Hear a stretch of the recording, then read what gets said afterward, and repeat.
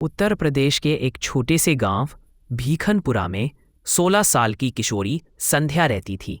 मिट्टी के कच्चे घर में लालटेन की हल्की रोशनी के बीच पढ़ाई करना ही उसकी रोज की आदत थी। पिता खेत में मजदूरी करते, माँ घरों में झाड़ू बर्तन करती।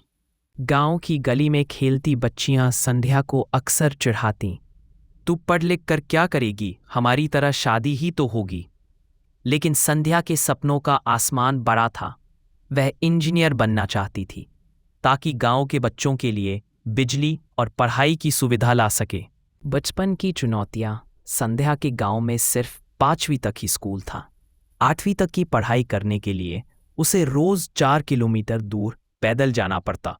बरसात के दिनों में यह रास्ता दलदल बन जाता, लेकिन उसने हार नहीं मानी। शाम को घर लौटकर वह बकरी चराती, माँ के काम में हाथ बंटाती और रात को लालटेन की रोशनी में पढ़ाई करती। अक्सर उसकी किताबें भीग जाती या फट जाती, लेकिन उसने कभी बहाना नहीं बनाया। पहला मोड़, असफलता। 10वीं कक्षा के बोर्ड परीक्षा में संध्या फेल हो गई। उस दिन उसने खुद को कमरे में बंद कर लिया। माँ ने समझाया, बेटी, जिंदगी में गिरना भी जरूरी है, गिरने से ही चलना सीखते हैं। संध्या ने आंसू पोंछे और फिर से तैयारी शुरू की। अगले साल उसने 80% अंकों के साथ परीक्षा पास की। यह उसका पहला आत्मविश्वास भरा कदम था। गांव वालों की बातें जब संध्या ने कहा कि वह इंटर के बाद इंजीनियरिंग करना चाहती है, तो गांव के बुजुर्ग हंसने लगे। मजदूर की बेटी इंजीनियर बनेगी, इतनी फीस कहाँ से आएगी? लेकिन संध्या ने निश्चय किया, अगर रास्ता नहीं है तो रास्ता बनाना पड़ेगा। संघर्ष की राह। इंटर की पढ़ाई के साथ साथ वे बच्चों को ट्यूशन पढ़ाने लगी। सुबह 5 बजे उठकर पढ़ाई, फिर स्कूल जाना, दोपहर में ट्यूशन, शाम को खेत में पिता की मदद और रात को खुद की पढ़ाई। इस मेहनत ने उसे राज्य स्तरीय स्कॉलरशिप दिलाई।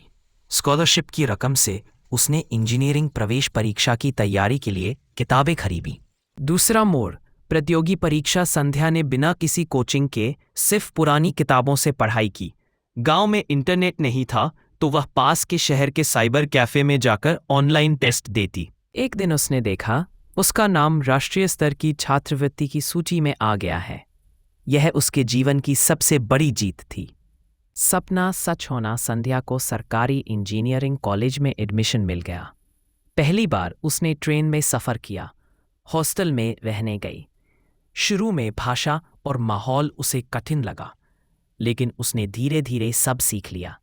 इंजीनियरिंग के दौरान उसने गांव के लिए एक सोलर स्ट्रीट लाइट प्रोजेक्ट बनाया। छुट्टियों में गांव जाकर उसने खुद उन लाइट्स को लगवाया। अब रात में बच्चे भी पढ़ सकते थे।